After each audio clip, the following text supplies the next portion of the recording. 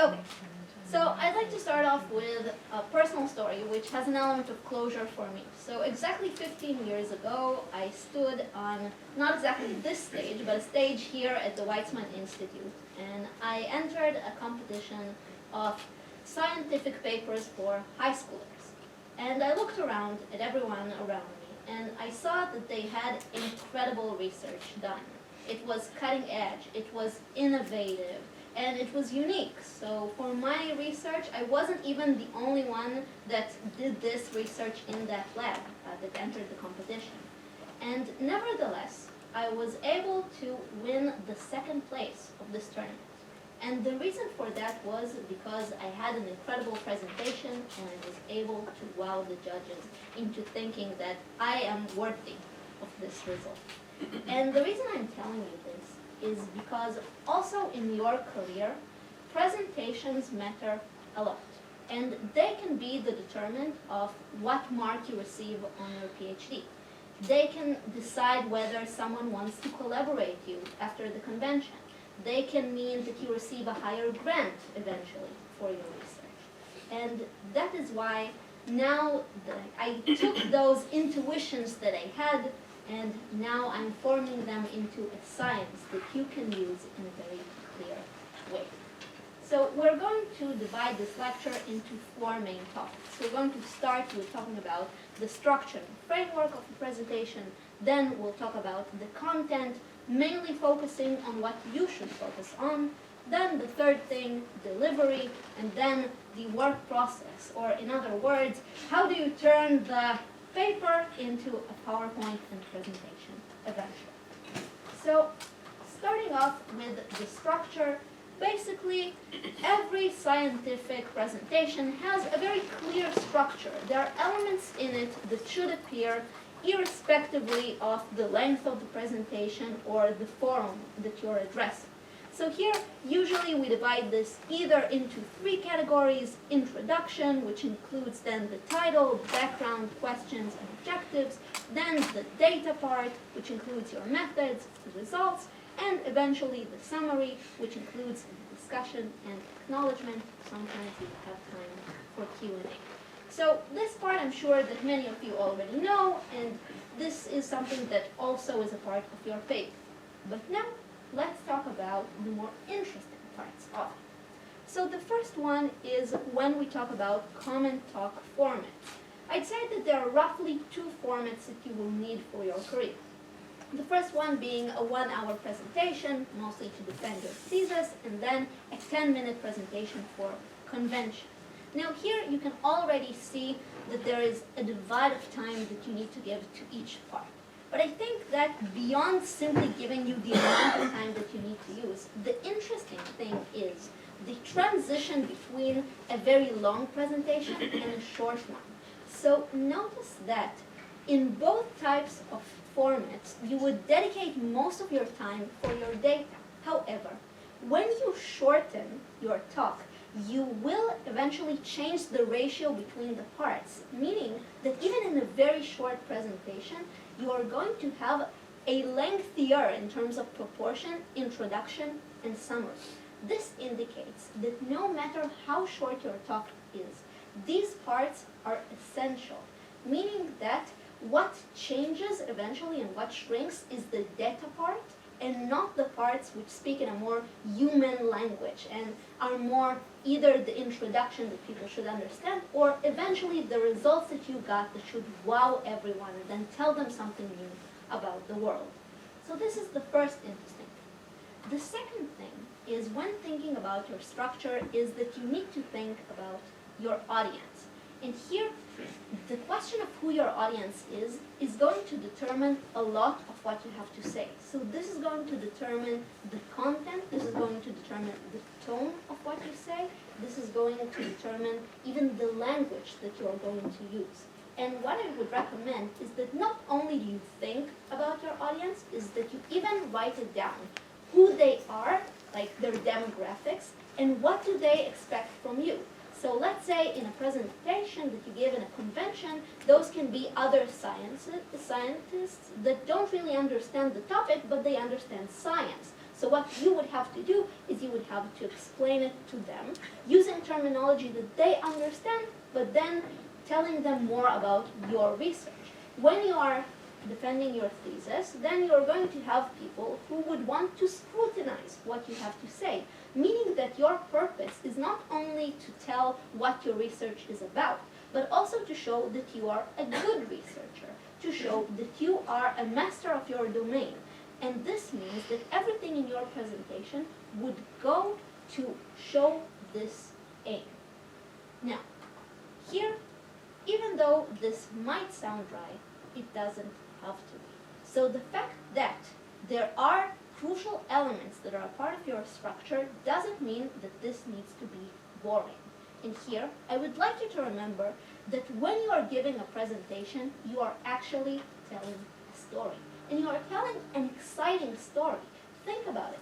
You are a scientist. You've discovered that there is a problem in the world that needs to be fixed. And using your ingenuity and the scientific method, you are able to overcome that problem and end up with a new discovery that would help humankind. And that is something that you want to convey. And it doesn't matter whether it is your thesis or it is in a convention, you are here to tell that story and to show that. And this means that everything that you want to say has to relate to that story. Now, something might be really interesting. For example, the history of the scientific field. However, if it does not relate to your story of what you tried to fix, the way you did it, and the result that you came up with, will not go into your presentation. So everything has to be linked to that. And I would say something that I think can be very reassuring, actually. If people would want to know every single detail of your paper, they can simply read it. That's why you don't need to include everything. You don't need to have overload of things or to worry about, I forgot this bit about the research that I did or this minute result. It doesn't have to go in. There would be more time for people to ask you. On the contrary, you want to create curiosity within people for them to ask the interesting question and not to dwell on the more technical things and then try to make it about that and forgetting about the main ideas that you have. Now this also then leads us to the notion that along a structure of content, there is also a structure of energy for the talk that you're going to give. And here, you want to start off with big energy. You want to introduce the topic. You want people to be motivated to listen to what you have to say. That's why you are going to start with a bang, right? You want it to be as interesting as possible. Then, later on, you are going to talk about the actual data. Now here, you still need to have a degree of enthusiasm, but it doesn't have to be that high energy, right? Because it's more of an explanation type. So you're going to do it in a way that is more chill, let's say. And then you're going to go through that, you're going to give all of your explanation, and then once again, reaching a crescendo, the end, what you've discovered, the eureka moment that would come later on. That is the part that you once again want to bring back those energy, and you want people to feel the same way as you did, or at least the kind of relief that you have that now everything is discovered and you can go on to the next research. So that is the last thing on structure. Then moving on to content. So we are going to go over each bit of the structure and then talk about what to focus on. So the beginning, which is the title and the roadmap, here notice that the title of your presentation does not have to be the title of your paper. It can be different, it can be much more informative, and let's say less dry than that. It can even have an element which is more fun, and then your byline can be more, let's say, informative as to what you did. But here, the important thing is that from your title already, people would have a clear notion of what it is that you did in your research, and then what did it do. Then you also want to start your presentation with what we debaters call roadmap. This means that you would want to give a short summary of what is about to be talked about in that presentation. So here you want to say, hello, my name is, I'm going to show you the research that I did in order to solve this problem and the amazing discoveries that we had, or the surprising results. The reason why I'm telling you to do that is because oftentimes audiences, when they first come into a presentation, they feel a lot of tension. They are uncertain as to what is going to happen, and they don't even know whether it is worth their time. By beginning with what you are about to tell them, you are actually relieving this tension. And now people can say, okay, this is something that I find interesting. This is something that I want to listen to. Now, it doesn't mean that you need to reveal all of the cards, so don't give out the end result, but you do want to say what will be the main theme, and then what would be the different parts of your presentation. Questions at the end, or can I ask now? So I think let's do it in the end, unless you tell me that there is more time, and then we can do more questions. We'll debate about it later. Let's Okay, so let's do then questions in the end. But remember those questions. Okay. Then, when it comes to your introduction. So what you would want to have here is the problem, your research questions, goals, and to talk about the existing body of knowledge. Now notice here that I did not number the existing body of knowledge. And the reason for that is that you want to talk about existing science in relation to the problem, in relation to the question, and in relation to the goals. Meaning that we don't want to hear a review of the entire field. That would not actually indicate enough of what you want to say and would not relate to your story. So you want this to be interchanged within those three different parts. And then, what do you want to focus on with each part? So when talking about the problem, this is your motivation, right? So you want to describe the problem that exists in the world or in the scientific field in order to show why you conducted the research to begin with.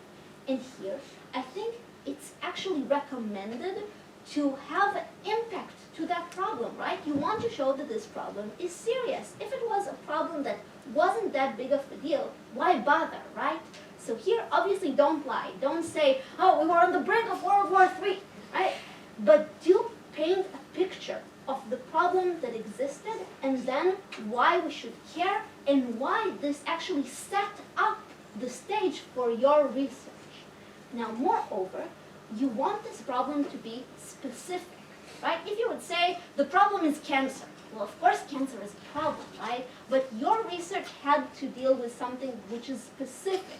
So here, you want to explain that there was a problem with the existing methods of diagnosis of cancer, which then required your research. So here, try and find the specific problem that you try to solve, and then describe it as it is exactly. Then, when we talk about the research questions and goals, so here it is not that let's say, clear-cut, why you chose them. You want to spell those reasons out. So you want to explain why you chose the question that you chose, why the goals are such goals, and so on. Don't assume that it is automatically the case, right? So you can have a huge problem, and then different people would go around different ways of trying to think about it. So you want to highlight why you went with that, and if you have an hypothesis, this is the place where you want to talk about it. Then, regarding the existing body of knowledge. So I would give you, let's say, 3 basic rules of thumb as to recognizing when to talk about the existing body of knowledge. So you would want to talk about prior research for 3 main reasons. Reason number 1 is you want your audience to understand something basic regarding the terminology that you are about to use, or to understand something that is necessary about the field in order for you to be able to present the things later on that have to deal with the science. If you think your audience already knows that, don't say it. If you think that they do, then say it. Then the second thing. So the second reason is if you want to explain why you chose what you chose, or you want to show what were your premises. So for example, you found that there is an existing problem within current research, that there was a vacuum that you needed to fill. That's when you want to talk about that, and you want to show that. Basically, this is a way of showing that you had good reasons to do what you did. Then the third thing is you want to talk about actual problems or limitations that would once again play out in your story. Then when we talk about research methods. So this is a part where people think is rather dry, but it shouldn't be. Come to think about it, when we talk about research methods, this is the peak of human ingenuity, right? There's something quite incredible about a rather broad problem, which is then translated into an operation that would give us results. It's rather amazing, right, to do that and to take this problem. You want to show that. You want to be excited about that. And you want to show why you chose those methods and why you did this translation in your head. So here, don't be afraid of talking about them. Then the results. So you should choose the most important ones. Obviously, there is going to be quite a lot of data in most of the cases. You want to show the ones that are most interesting to refer to. So you can even say there are more results, but we will focus on. And then later on, if people have the urge to know more, they would ask you, and then it's a good balance between those things. The second thing is that you want to visualize your results. In here, my recommendation would be, don't take the graphs from your paper. Usually they tend to be very ugly, they tend to be very messy, and contain too much information. So here, put in the effort and the time to improve the existing visuals that you have in a way that would make them more presentable to your audiences, and it would be worth of your time. Then also, another thing that you can do is you can highlight on them in your presentation.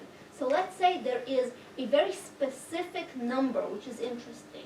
You can highlight it, you can put a circle around it. Don't be afraid of those things. You want to make it as clear as possible to people so that when they look, they don't have to go through the entire table and then try to figure it out for themselves, because then they would lose their concentration and attention to what you have to say. So make it as popping out as possible already from your slides. Then the last thing that I would say, which is interesting about results, is that you want to give the meaning behind numbers. So unlike what we tend to think, people are very bad at interpreting the meaning of numbers. I can say that I saw now a change of 5%. Now people would have no idea. Is it a lot? Is it a little? What does it mean, right? So this means that you have to be the one explaining what we call the normative value of. If there is a number, then you explain, is it good? Is it bad? Is it surprising? Is it something that was predictable? Be the one giving the explanation behind those numbers. Then the discussion part. So your discussion would include your interpretation of the data, the conclusions, the limitations of the study, and recommendations and future research. So here, the first thing that you want to do, this is the part where you speak more like a human being and less like, let's say, an automaton, right? So this is the part where everyone should be able to understand eventually. What is then the interpretation? What does it mean that you've discovered this and this and this? So here, you want to make this as accessible to everyone as possible. The second thing is you want to remember to have a closure element or a circular element of this into your story. So this means that you want to tie back the discussion to the goals and the questions that you have in the beginning. Here, you want to show them what does it mean, what did we learn from that based on our initial hypothesis. Then the last thing is that this is the part where you want to give people hope, right? You want to tell them that maybe you solved the entire problem, but even if you didn't, you still want to show that it was worthwhile, that you did something good for others. And this is the part where you eventually show this. So I can even tell you that in my research when I was a high schooler, What we did was very basic, and probably you are now doing things that are greater, but we tried to see what kind of genes are more predominant in cancer patients. And it was very initial, right? So when we discovered the genes, we would have to now do manipulations on them. We would now need to see many more things.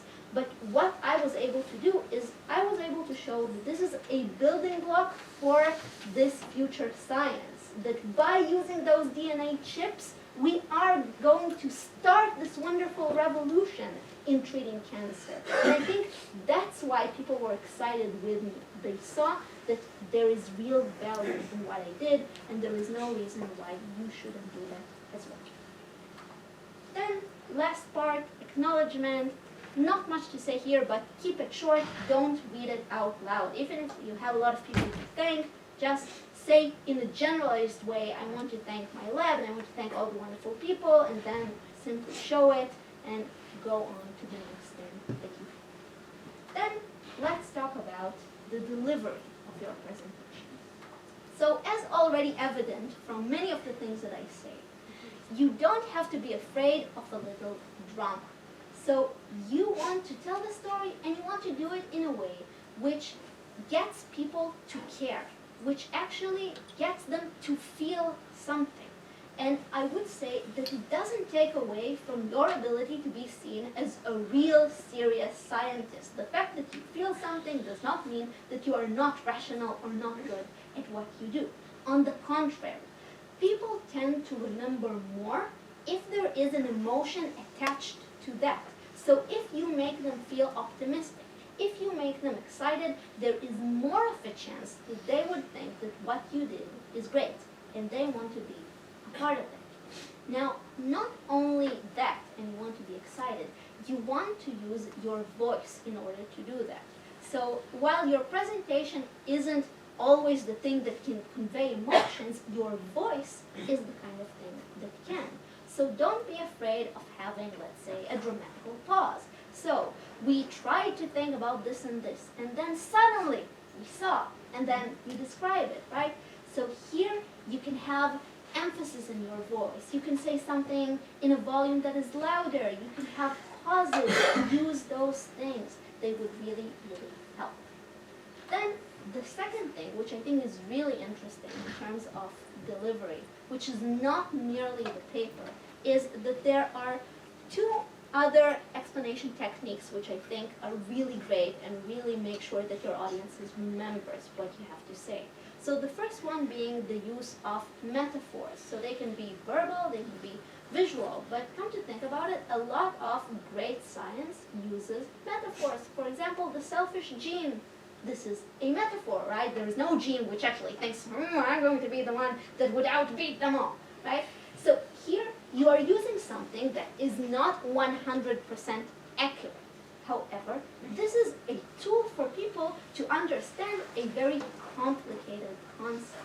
And don't be afraid of the use of such. So if it was good enough for Einstein, when he spoke about the rubber sheet, it's probably good enough for the rest of the scientists out there. So metaphors are wonderful. You can also use visuals in order to show that metaphor and be remembered. The second thing, which I think is mostly prevalent when you talk about technology, is the use of examples and induction. So oftentimes we want to describe a use case, or we want to show what kind of problems we're trying to solve. But if we were to try and show it in an abstract, generalized way, it would be unclear. That's why oftentimes you would want to choose one story, one use case, and then from that you want to extrapolate in order to show the broader cases or the potential use that you have. So here in cryptography, if you know, there is the famous Bob and Ellison, and they try to have messages between them, and there is someone always intercepting, and they need to find solutions, and this is often used in order to show very complicated mathematical equations that would later on help in certain cases of encryption. So here, don't be afraid of using that. Then another technique that you can use is personalizing. So if you have a personal story about your journey in order to have this thesis, if there are things that happened to you, things that you felt, you can have this as a part of it. There is a reason why we remember Fleming or Newton, right? They had great stories. This is great to use them if you have them. I think it makes you more relatable to your audience. Then on note to slide ratio. So once again, good news from me. It's okay to have notes. It is fine to write yourself down keywords or the order and the structure that you have. But what you want to avoid is you want to avoid reading it out loud. So you would want to have this as more of a safety net. So it would be around you, you would have it, and ideally you could simply have a glance at it and then be reminded of what you want to say. So here, use notes, just make sure that they don't start controlling the presentation that you have. And it's especially important as from what everyone knows, usually presentations should not have a lot of words in them. So this actually creates the right balance between your PowerPoint presentation, which would be rather on the slim side, and what you have to say by heart, which would obviously include quite a lot of material that would accompany things that are in the presentation. Now this also leads me to the last thing about delivery, which is, of course, you should rehearse your presentation. However, I do not recommend that you memorize your text or that you have a choreography for it. And what do I mean? When we put a lot of focus on memorization of what we have to say, we end up being more stressed in the day off. Because let's say we forget a single word, now we might be off balance and we might now feel like we've ruined everything. What you want to strive for is you want to be as conversational as possible. That's why I would write down to myself the main things that I want to say, so let's say the steps in order to explain this slide. However, I would, when rehearsing them, try to say it each time in a way which is a bit different. And that way, I can remember the purpose of the slide, I can remember what I wanted to do and to say, but then it is not crucial whether I use this word or another word. If there are important words, they would be either on your slide or you write them down and you highlight them, and then the structure of the sentence might change, but the word would appear there. And then this would be fine. Same thing with using hand gestures and so on. You don't want to have a choreography because that way, usually when we speak in a way that is faster than our use of hands. And if we then have a choreography, our hands would usually be late, and that would look weird. So here, use your hands in a way that feels comfortable. Don't rehearse that. Simply, when you rehearse, try to use your hands, see what you like, see what you don't. Then, on the last part. So oftentimes, this is the part where people really struggle. So they know they have a deadline for a presentation. And the question is, what do I do? This is really scary, right? You have a paper and then you're left with a void. So here, I think there is a way that sort of automates this process and is at least a good starting point. So if you feel stuck, if you simply want to get it started, so I think that I have several tips that can really help. The first thing that I would start with is to find a structure.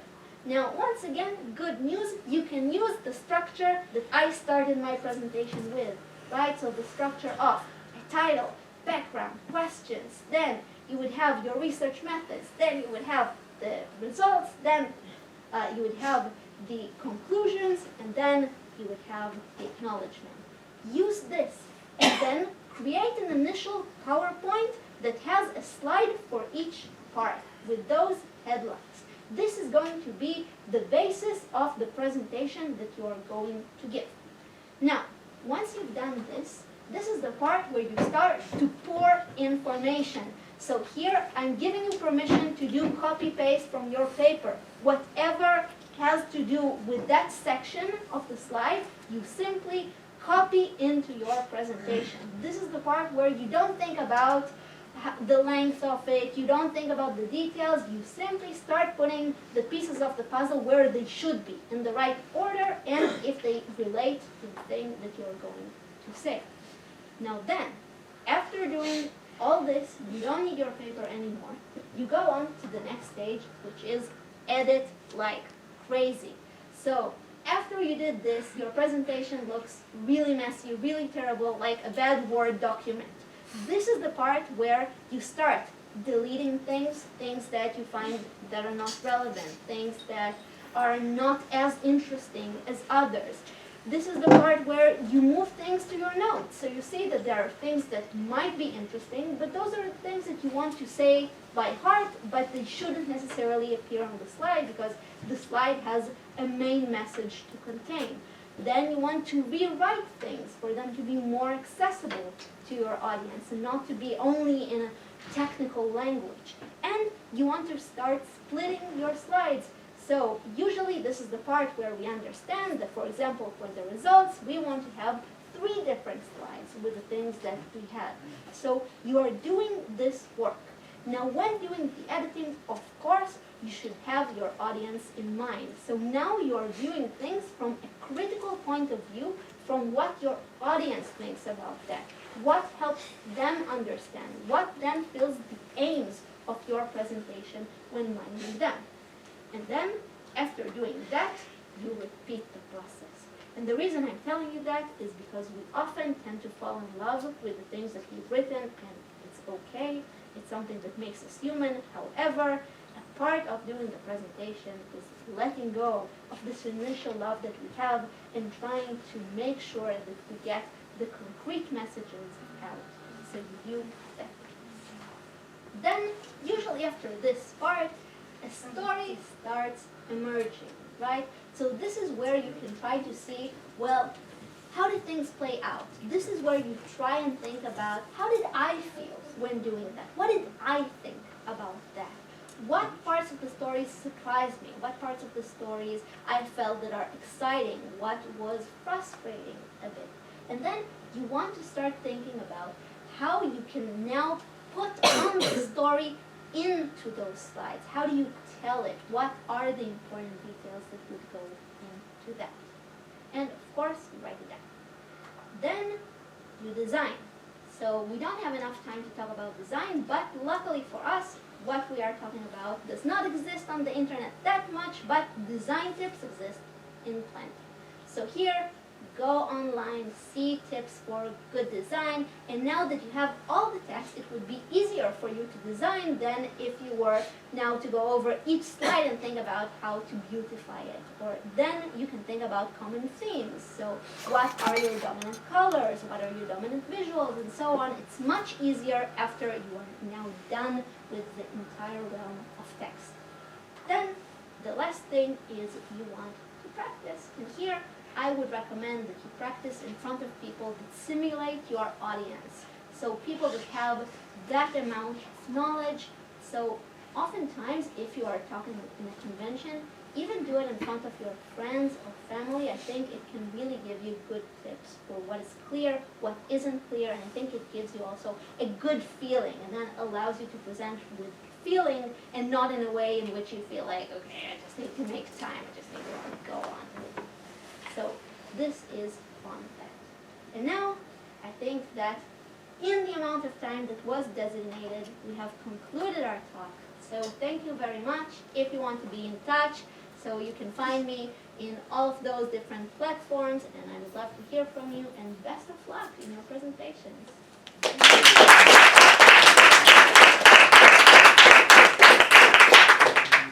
So questions? We're doing questions? Okay, cool. Questions. Yes? Can you get that presentation? No? But you can get me. More questions?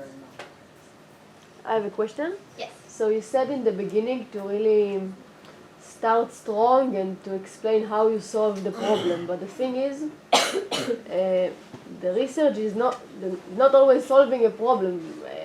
I wish I could shock the scientific world with my work, but I'm not there yet. So how do I still make it sound strong and very like... So here I think you can refine this to be a need. But oftentimes there was an initial motivation that made this research happen. And you need to try and find that. and show then how it sets in the context of either the scientific field and then why it matters that you found an answer to that need, or in the context of the world at large, and then show them. Cool. Okay. Yes. So I have a question. If you're like giving a presentation, but like surprisingly you start noticing, then the audience is bored, or you don't do really well. Like, is there anything you can do like just in the moment, or it's just like a wasted time? You should prepare well and. So What do you do basically? So the answer is both. So A, I think having a good structure to begin with and thinking thoroughly beforehand about your story actually reduces the probability of then your audience being bored. Now, if it does happen on the spot, so I think A, you can revert to humor as well, or I think this means that you can show why this is important, right? So you can start using words like note, or this is crucial for what we did, or have a dramatic pause before something then to highlight that people should pay attention to what you say, or try and connect this to something that you know your audience cares about. So for example, and this is also applicable to this and this. I know that there are many of you in the audience that do this. And then you grab their attention using those highlights on things. I would also say that it might mean that you want to rush over the more technical parts into the more interesting parts. So usually I would suspect that this happens in the data phase, and then you want to make sure that the data is understandable and move on quickly to the part where you interpret things, which is the thing that people can relate to. How do you suggest to get ready to actually speak, to use different tones, not be monotonous in voice, to be very articulate? So how, other than create a great storyline, but then you come to the talk, So, it's not very good. so here, what I would recommend is that the talk is not the first time that you present it. I would even say present to other people between 3 and 5 times, and to different audiences or to people who are willing to listen several times, and take notes from that. So if they tell you, well, I didn't understand that, or when you look at their expressions while you do that, and I think it gives a lot of confidence to do that as well. Now, if you don't have an audience, so what you can do is you can film yourself. So even use the camera that you have on your computer, do a simulation of the presentation while recording yourself, and then do the recording and try to see, well, what did I understand? What do I think I can do better? And then try and work on that and on how things sound to you.